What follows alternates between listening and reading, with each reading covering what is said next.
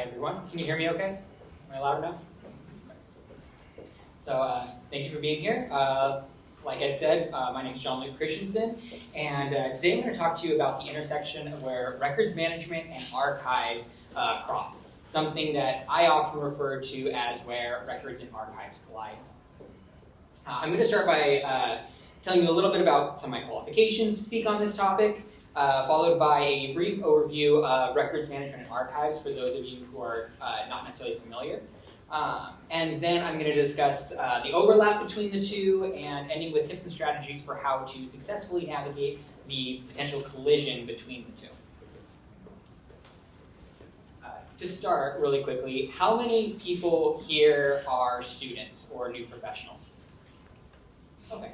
And how many people here would consider themselves fairly new or inexperienced in records management or archives? People mostly library folks? Okay, cool. So I'm going to do a little bit of an overview of some things. Let me know if you have questions. I have a couple points in which I'll stop for questions, but if you have anything, please let me know. So starting with my background, so it's a mouthful, work with me here, but I work for NASA and the California Institute of Technology in the Records and Archives group of the Information Enterprise Systems Engineering section. My titles include Records Management Specialist. I also work as the Freedom of Information Act Liaison because we're part of NASA. We are subject to the FOIA for public requests. And recently, I have started working in Information and Configuration Management Engineering.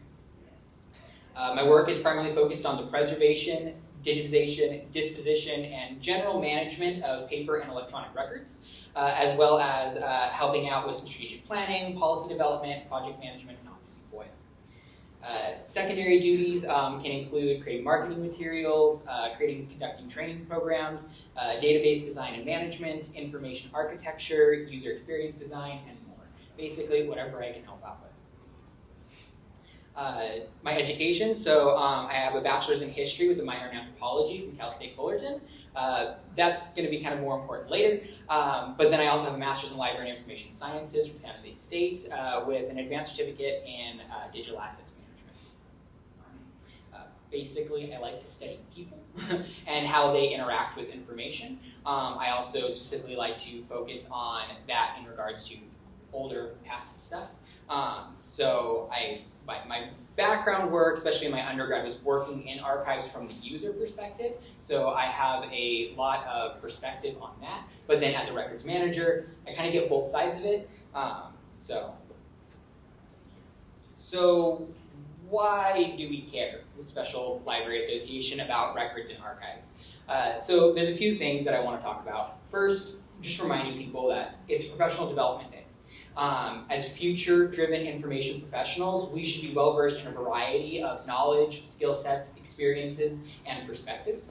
I personally do not believe that it's wise to silo yourself into one specific field, largely because when I started my MLIS, I was supposed to be an academic librarian, and very quickly changed into a completely different field. Still within the information profession, but very different work, very different principles and practices. So, practicing professional development, you should do this by using a varied perspective, which will provide you with an expanding list of opportunities in the very highly competitive information profession. And finally, even if the specific details of this presentation do not directly affect your work because you do not work in records and archives, I want to ask you to think about the big picture of the presentation and to start to draw some conclusions that can be extrapolated to whatever field you do work in. Later, I'll talk a little bit more about that. So first, high level, what is records management? Records management, the definition that I come up with is the handling, coordination, preservation, storage, access control, and disposition of documents related to the recording of information for business needs. With that said, there are a couple things I want to say. So a lot of the definitions I use here are based on my work and my opinions of what these are. I know as intellectuals and students, we can sometimes get bogged down into the theoretical what these terms mean, but this is what I mean when I say them. So for documents, I'm referring to any medium that conveys information. This can be paperwork, it can be video, it can be photographs, and other digital type of content. By business need, I don't just mean commercial. So, for instance, here at the library, they have a business need to keep records in order to keep their operations going. This could be for any type of foundation. This could be for yourself. You keep receipts. You keep tax documents. Those I would consider business needs. And then records is primarily focused around the primary use of documents. So by primary use, I mean the original reason why these documents were created is what they're used for. So one of the examples I always give is you have a receipt because you use the receipt to balance your bank account later, or your checkbook, or whatever you're working with. And then records management includes both paper and electronic records. And it's rapidly a changing profession that is moving more towards a model of information governance as we have less physical stuff to handle. With that said, there is still a lot of work to be done in paper and electronic records. And in my opinion, it's quickly becoming an even more challenging field because we have more technology, we have more information in general. It's making it harder for us to manage what we already have. It's creating bigger backlogs, and so we have to be smarter and more strategic in how we work. Before going on, does anyone have any questions? Okay. So then, archiving. So for me, archiving is the handling, coordination, storage, dissemination, long-term preservation, and yes, weeding of documents and artifacts related to recording the history of an entity. So by this, so the term artifacts, they mean objects that represent or convey historical information or context. By history or historical, I mean anything related to the events, interactions, actions, decisions, motivations, or other information materials conveying the past. And with entity, this is an important one for me because a lot of people think of archives as having to be for big institutions. They have to be for, and they don't.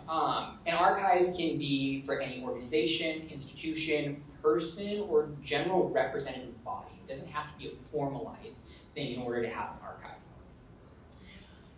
And it's primarily related to secondary use of materials. So meaning documents or items that are being used for historical purpose other than that which they were originally created for. So the example I give is the receipt that we used before to balance our bank account can now be used to actually provide cultural context for the person who lived at that time and utilized that receipt. We can learn a lot from it. So while we're not using it for the original reason that the receipt was made, we do still have a value for it. Any questions?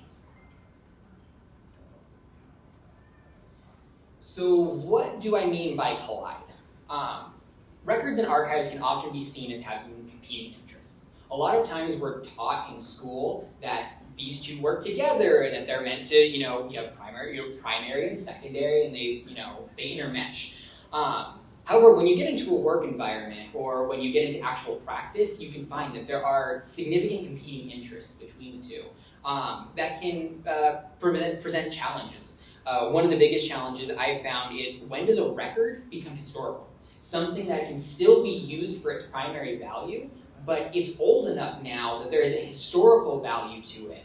And how do we utilize it for both with the competing interests and issues that come along with both use cases? In my opinion, being too strict on these definitions of primary and secondary without acknowledgement that they can overlap can often result in records and archives colliding. So some of the things that we should recognize is that both sides of the argument, whether it's records or archives, have their value. So for instance, archives can face major challenges resulting from the needs of records management. So for instance, damage can happen to records that would potentially be historical someday because records are handled and managed very differently than archival items. Similar, record storage and retention can eliminate a lot of the context. Sometimes retention schedules for a record can be so long that we lose track of the people who actually initiated those records, which can be a big challenge for an archive. On the other hand, archival preservation can incur legal risk. There are things that an archivist or a historian may look at and say, these are very important to historical collection, but that records management may look at and say, but this could be potentially damaging to the institution. So records wouldn't want that to be preserved. Records wants to dispose of that, but the archive wants it. And also for archives, backlogs are just a name of the game, and that can slow the disposition process for records, because if you can't dispose of a record until you've checked it for its historical value, a backlog in the archive can be a major issue. And so then we get competing interests. And here's what I mean by competing interests. Usually, records and archives have different user bases. That's not always the case. But it is usually the case. But there is overlap between the two. So user bases will cross. An archive versus a records management group will have different missions, they'll have different visions, values, goals, and objectives, because they have a different job to serve. This can result in conflicting policies and practices. And we should recognize that both have a variety of professional skills, knowledge sets, and experiences that can change or cause conflict. For instance, an archivist may have more background in history, so they may see the historical value of something, whereas a records manager may have more of an experience in law or the legal field. And so they're going to see they're going to see the items very differently, and that can cause competing interests and conflict. So one of the things that I always like to remind people when they're working in this field is remember, you cannot and you will not always win. We always want to do our jobs to the best of our abilities, but you can be a good winner and loser, and that's going to be the first step in making sure that a records group and an archives group work well together. And so one of the key things that you have to do is you have to mitigate conflict. And so these are some of the steps that I'm going to talk about for how you can do that. Finding common ground between the two groups. Recognizing value in the other, so records people recognizing the importance of an archive, and archives people recognizing the importance of records management. Knowing your users is going to be extremely, extremely important. I'm going to talk about coordinating missions, mission statements, policies, and practices between the two groups. Cross-training your staff, and even if it's not necessarily cross-training, but this kind of goes to the point of understanding the other perspective. So if you're a records manager, maybe you're not going to work in archives, but you should know and understand those perspectives, and vice versa. And then sharing opportunities for success and outreach. Really working together to say, hey, both groups are important, and we can share resources in that to make sure that our users and stakeholders see that. So common grounds. So for those of you who may be more experienced, or for those of you who are less experienced, I kind of want to ask you, what do you see as some of the common grounds that we could find between records and archives? I think you'd have a similar infrastructure, wouldn't you? So you would think, oftentimes though, you can find that retention policies for a records group could completely conflict with the collection development policy in an archive. We like to think that they work well together, but they don't always. So similar infrastructure though, but oftentimes you serve the same institution, different ways, but you do serve the same institution. Anything else, Shelley? We'll have an interest in figuring out how to put in the legwork and actually get these documents from people. So collection development is a big thing, and collection development a lot of times we think as an archive thing, but it really is a records thing too. You have to rely on your users to actually provide you the information and the resources and documents. Following along the same lines, I wonder if you have any procedures or policies in place for capturing the file cabinet of the engineer that just left. The contract closed, and he's gone, and there's his file cabinet. And that's vital. And yeah, I'm asking, is there a policy that lets you go in and say, we're capturing this file cabinet till don't throw it away till we tell you to? So I don't want to talk too much about how we do it at JPL, just because we're still trying to figure out things, and I'm not here specifically talking for JPL. Sure. But I will say that oftentimes you can have where a donation comes in, people, our users don't necessarily know. Sometimes they'll bring a donation to the archives because that's what they know exists, or they'll bring a donation or a cabinet to records because they know that exists, but they don't know the other. And so what has to happen is your records managers and your archivists have to work together to make sure that those items get to the appropriate place based on their primary use, their secondary use, their historical value, and so on and so forth. So, but definitely, it's definitely a challenge that both have, is making sure that they get the materials they need. So there's definitely a common ground in that. Do you have a common language, common thesaurus, or common taxonomy, or metadata? You can. I mean, that's definitely an important thing. Yes. I'll get to that in a little bit. So, any others before I go on?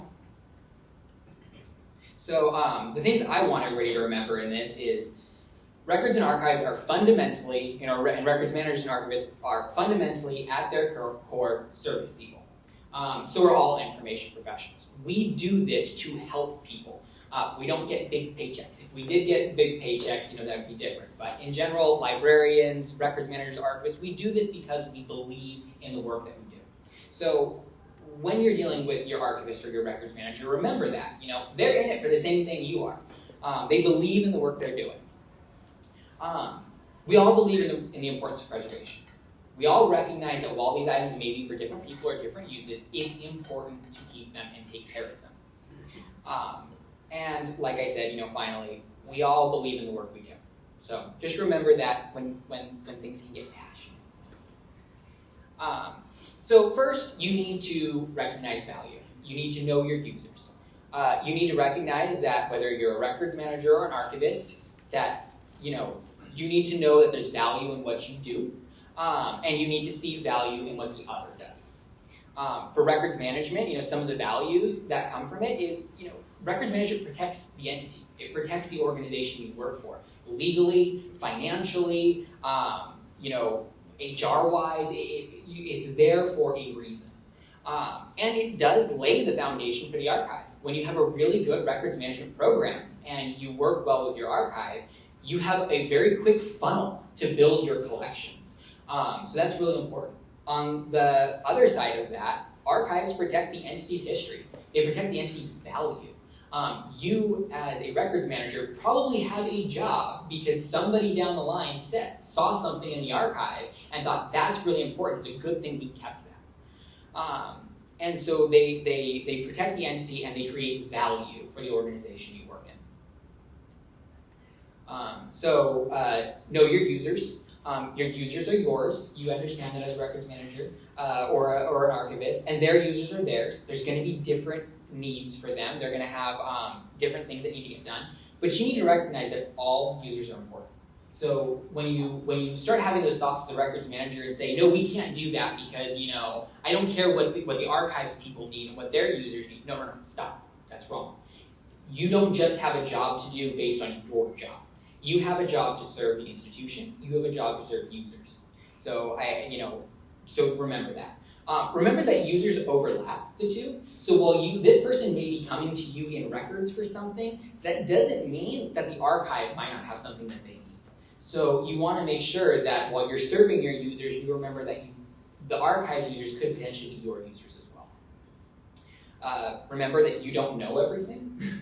As a records manager or as an archivist, you know your job, you know your thing, you know your users. That doesn't mean you know everything. There's a lot of other stakeholders involved that you should be aware of. And then my favorite, you are nothing without your users.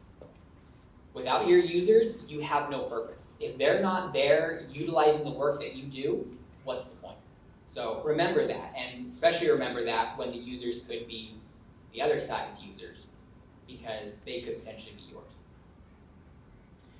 This is an important one to me. Know and live by your mission. So first of all, you must have a mission. Whether it's records or archives, sometimes in records it may be a mandate, but you have to have that because you have to know why you're doing what you're doing. If you don't have that, get on it. So that's one of the key things. Your mission must be up to date. Your mission must serve your users. your mission must be your doctrine. That must be your guide that you live by. And if you can't live by that because it's out of date or it doesn't serve your users, then it's your responsibility to change it. And the mission must be served by you. It's your job to follow that mission, to execute it. If this isn't how things or you are, then it's your responsibility to either change it or change yourself.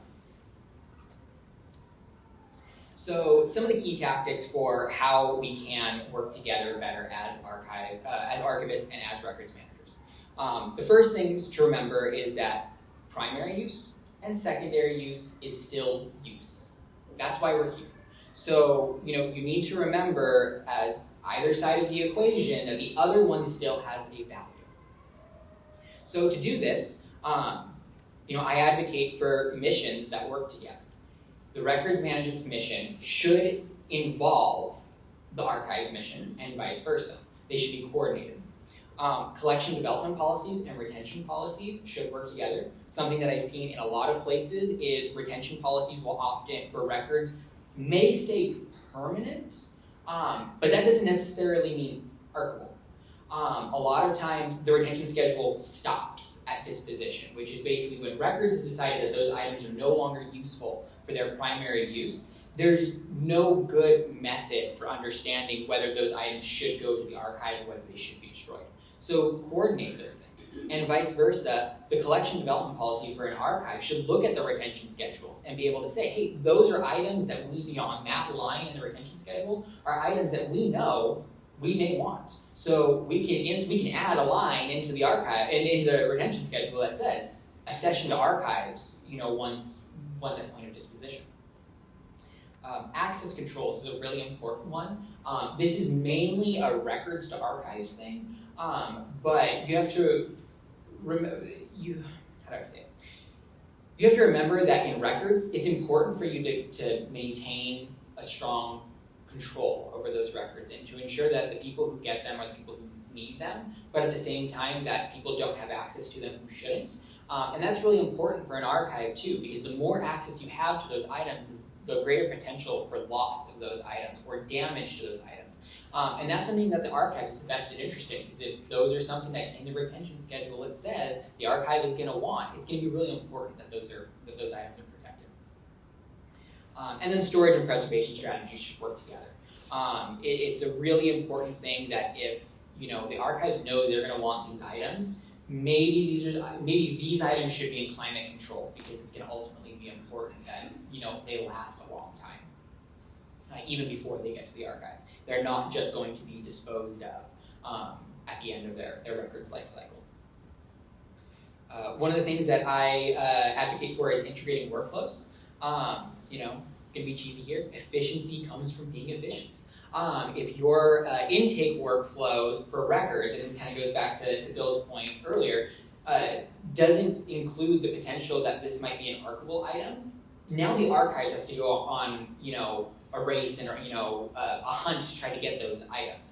So if you intake items, maybe the procedure should be it always goes to the archive first, or maybe it should go to records first. But work together on those workflows.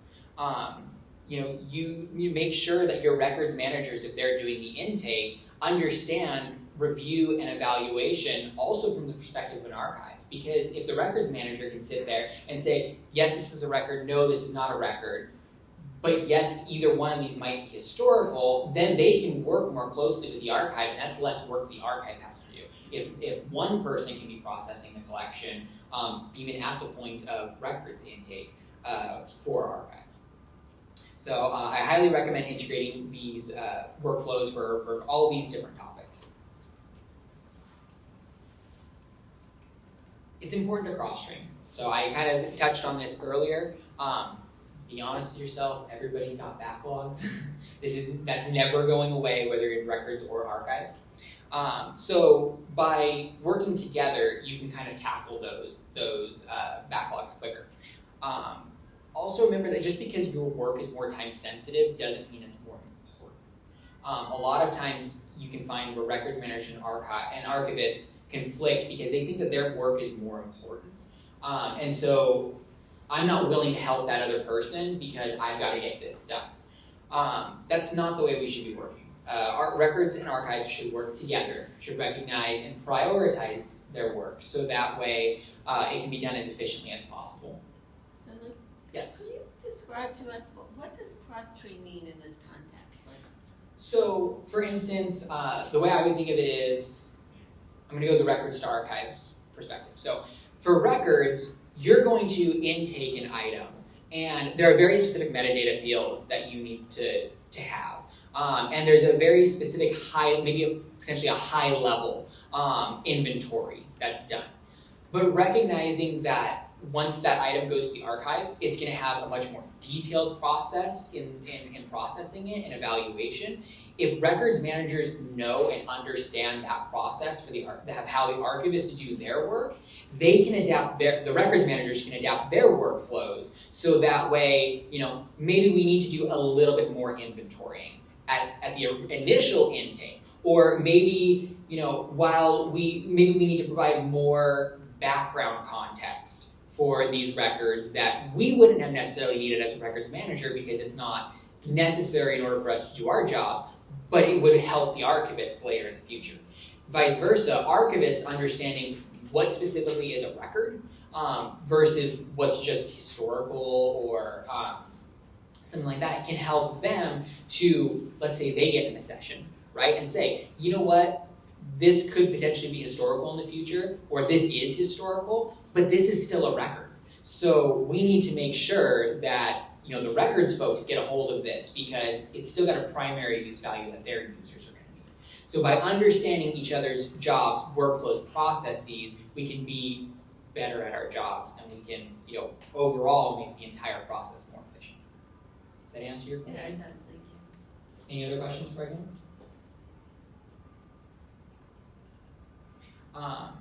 So, one of the key things to remember is we're all information professionals with similar skills. Processing is processing. It may be different, in the specific details of how a records manager does it versus an archivist. We all have processing skills. So, you can utilize that together. At the same time, we are all information professionals with different skills. You don't know what you don't know. I say that all the time. So if, you may think you're doing something well as a records manager. You may think that your process for intake is the best way in the world because that's what you need for your job. By bringing in an archivist who has some different perspectives and different skills, you may be able to learn a better way. So that's where the cross-training really can help, is because it provides those opportunities for professional growth, for better workflows, better processes, and to allow you to work better.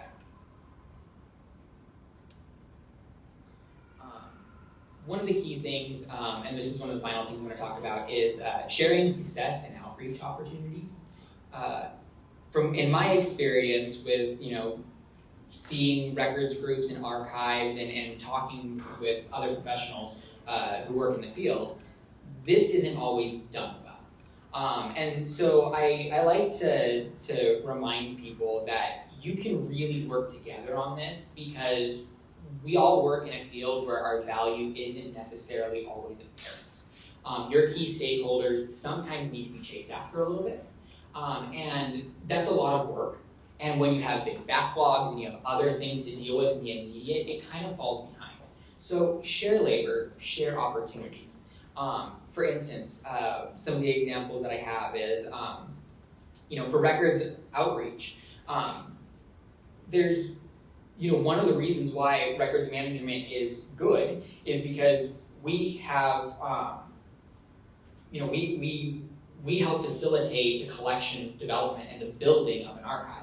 So when you are, at a records event and you're telling people why records are so important, take some markable materials and say, look, these are items that were kept because we had good records management. We would not have been able to collect these in the archive, these very cool historical documents or items, if we did not have good records management. And vice versa. At, archives events, where you're showing off your cool historical events, remind people, we have this because we had good records management. These items came to us because of the records management disposition cycle included us, and said, hey, we're done with these items as their primary source, or as their primary use items, but they have a cool historical value, or an important historical value. And so this is why records management is good. So sharing those opportunities, it divides the labor, it makes it easier for everybody. If you only have to send one records person for this event and they know the archives perspective and they can argue for both, well then you don't have to have two people working on it, you can have just one, and vice versa. This would be a whole nother topic, but I also like to remind people that metrics are really important. And you can't really get good metrics without having a good plan at the beginning. So when you start your project plan, or when you start developing your next project, remember that ultimately at the end, you need to have good metrics so that you can have good success and outreach. And sometimes your records people may be better at that than your archives people, or your archives people might be better at that than your records people. So it's just another case for why they should work together. More minds, the better, in my opinion. And so finally, just some key takeaways. What's to lose, what's to gain, and big picture. So before I kind of give you some of my ideas, after hearing what I've had to say today, I hope you guys recognize what's some of the things that are to lose and some of the things that are to gain. And so I want to ask you if you have answers to these questions. Something you said earlier about not keeping certain records because they could be detrimental. I think of the tobacco company, for example, the big tobacco. But for preserving that in an archive, would something like that, those records be kept in, say, a secret server or something like that? Or work that in. So, exactly. By working together, you have a lot to gain for your institution. Because as records managers, you may have more perspective on the legal implications of keeping a document that an archivist may not. Because their perspective is the historical basis of that. So by working together, yeah, maybe those items need to be kept under more strict access controls. Maybe they need to be kept, closed for a certain amount of time, and such. So that's a lot for your institution to gain. Because there's a lot of protection there and safety that could potentially be lost. So for me, that's a gain. It's also a loss by not doing it. Because by not doing it, you are bringing legal risk upon your institution. Well, that's what I was going to point out too, is that putting them on a backup secret server, if there's a litigation hold, you're still not allowed to delete those. That's spoliation, and then that becomes cases about. So that's something to be. If you work for an institution that is subject to FOIA, if you're keeping items in your archive, that is subject to FOIA. Even if you think, oh, well, we just don't let people see this stuff because, it's in an archive and it's restricted for, X amount of time because that was our donation agreement with the donor. If you still hold those items in your FOIA and you're subject to the FOIA, that could potentially bring risk. So related to that, when does legal requirements trump archival requirements? So there are a few different ways that I would go about this. So first of all, it takes a lot of stakeholders involved. You need to have your lawyers in the room. You need to have that. But really your lawyers are going to be the best ones to tell you that. You need to work very closely with them. I kind of have a risk assessment that I do, which is to look at, is there any past precedence for keeping this item? If we already collect this item on a large scale, should we be doing that? So you'd be evaluating that, looking at the legal risk. It's really up to your lawyers. Your lawyers have to kind of decide, and if you have the right fail-safes in place, such as access permissions. If you're not subject to the FOIA, it's even easier because you have more control over the items and you have more ability to say, no, we're just not going to have somebody see this because we have a donor agreement that says we have to hold it for 50 years. So it really means working with your lawyers. And it's easier for things like if your retention schedule says to keep the item permanently because it's got a primary use, well, then you can move that to the archive so it's better preserved, it's more accessible, it's more findable because it's gonna have a higher level of processing. But you've got a little bit of cushion there because kind of your OGC or your lawyers have already said that layer of it's good to keep for a while. It's a hard question to answer, but it's really a risk assessment. You really have to just go through and ask the big questions about what is this document for, what could it be used for, that's the big one. What could this be used for? What's a worst case scenario? And then decide, is that worth the risk? You know, and then also asking the question of, what is the historical importance of this? Sometimes, you know, this is a unique, one-of-a-kind document that, you know, lays the foundation for, I don't know, the founding of your institution. And sure, there may be something a little incriminating in there, something that, you know, could maybe not even be a legal risk, but could be a PR risk type thing. But it is foundational to the creation of your institution. Well, then maybe you need to work with your marketing department. You know, that's maybe a stakeholder that you can say, hey, we're going to keep this, but if this gets out, it could look ugly. So we want to talk to you about how we would address that. Any other things to lose by either not doing this or things to gain by adopting some of these strategies? As far as things to gain, something that we've been discussing recently is it was more about bringing a librarianship sense into records management or public records requests.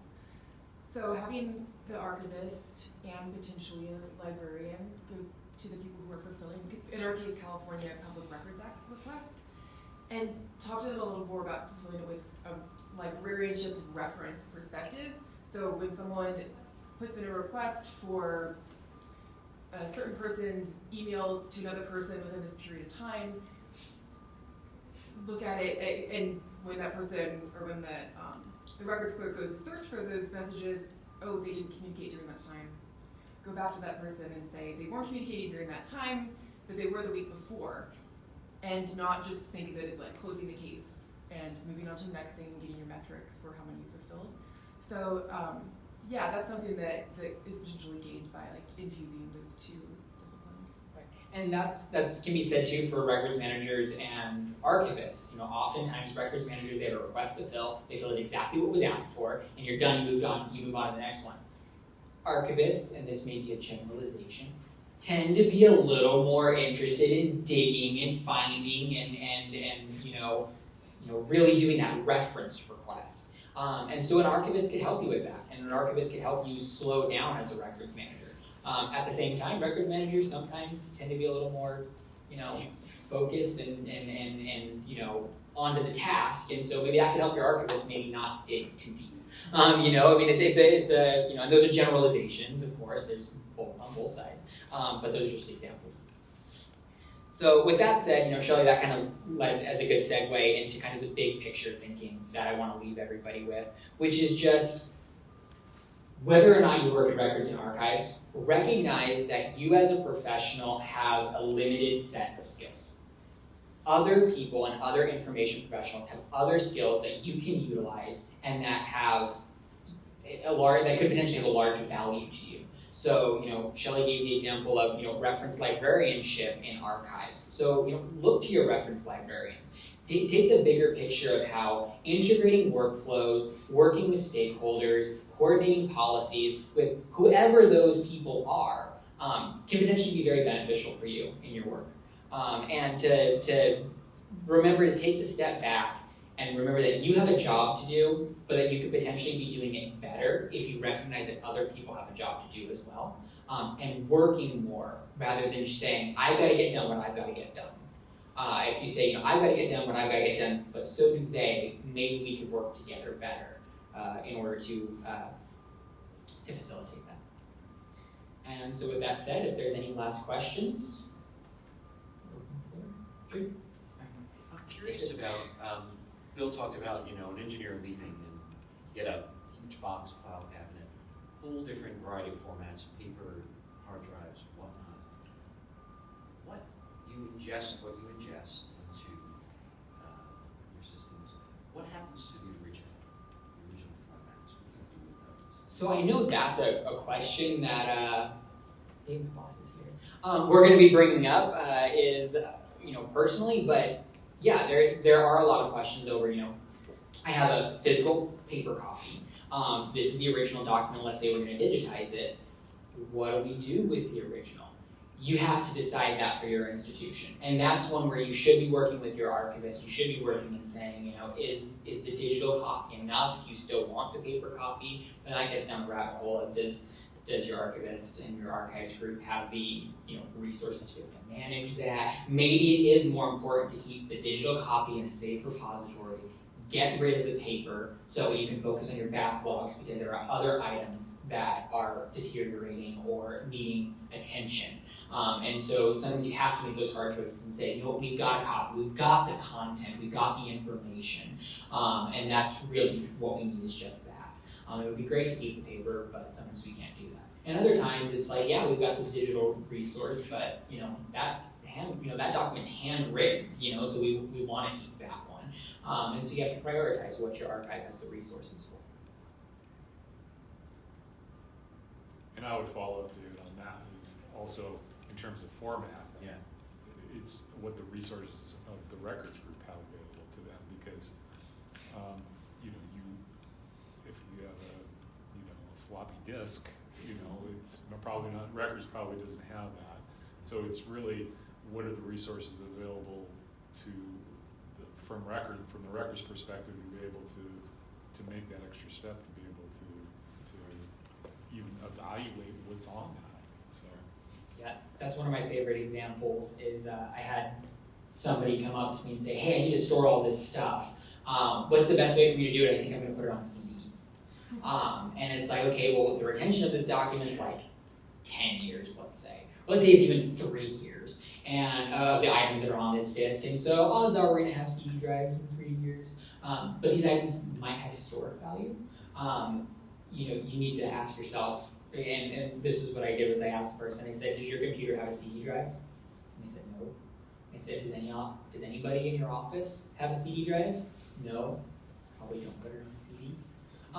But even though from a record, I could have stopped that, but the thing is, I could have taken that. As a records manager, I could have taken that CD because I know that in the next couple of years, we're still going to be able to read that. But that was where I took the archival perspective, I took that history degree, and I put my, the hat on and said, maybe this isn't the best option. Maybe I shouldn't take this CD. Maybe I should, or I'm going to take the CD, but we're going to make sure we put it in a file format. If the archives wants to someday, they're going to be able to handle. And that's where I kind of, when I mentioned earlier about, storage and preservation policy, really should be coordinated because you have to recognize as a records manager that these items may someday get to an archive. some of this kind of presupposes, I think, maybe even physical proximity. How do you deal with, say, records groups and archive groups that may be separated physically?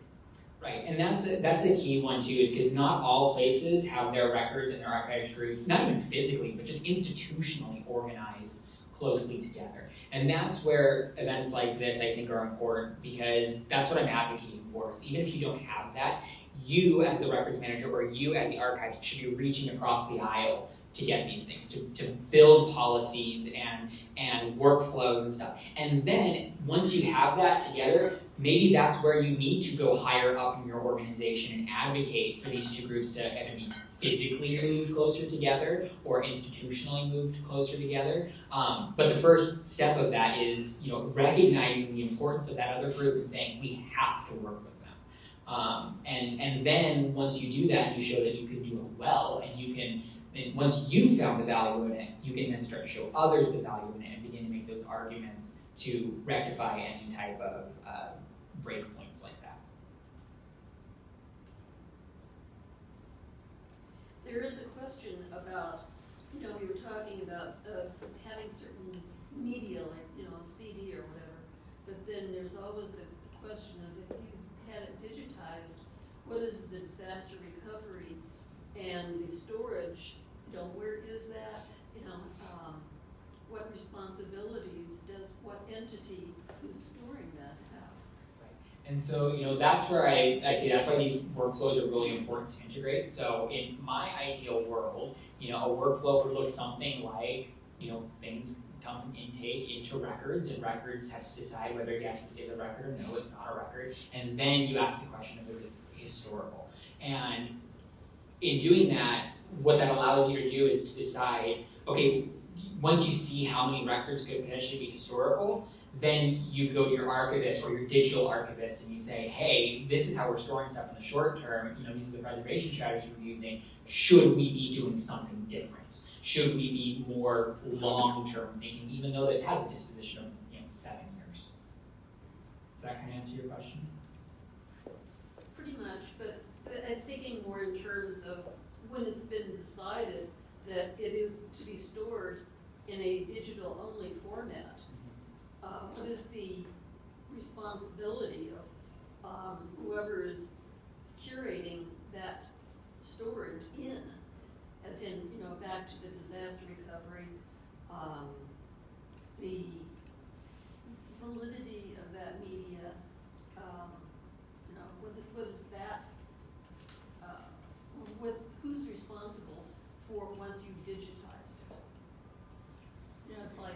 I think, are you saying like who's responsible? Is it the records people or is it the archives people who are responsible for it? Well, it's more a thing of, does it become an IT issue? Right. Yeah, and that's what I would say is it is an IT issue, but when you're let's say you're building a repository or you're purchasing something that is where this can be stored, this is another reason why sometimes the archive might go in and say, hey, we need to purchase this new repository, and they go start working with their IT people and they have a disaster recovery plan. But they should also be coordinating with the records people to make sure that's a seamless transition from records to archives. But yes, ultimately your disaster, and that is a good point, and this kind of goes back to where I say you only know what you know. Maybe your archivists have a better understanding of digital preservation and disaster recovery than you do in records. So that's why, for all information professionals, we all have different skills, so we really should be working together on that, because it's hard to say who should be responsible for it without knowing the specific institution you're dealing with, because every institution is different. Some may have a pretty robust archive, but like no IT department, or vice versa. So it really has to be what's best for your specific institution. Once again, big picture, think of all your stakeholders, think of all the people you could be utilizing, and make sure that everybody's working together, regardless of whether you're a librarian or a records manager or an archivist, or some other term in the millions of information professional terms we have. All right, with no other questions, I will say thank you and release the mic.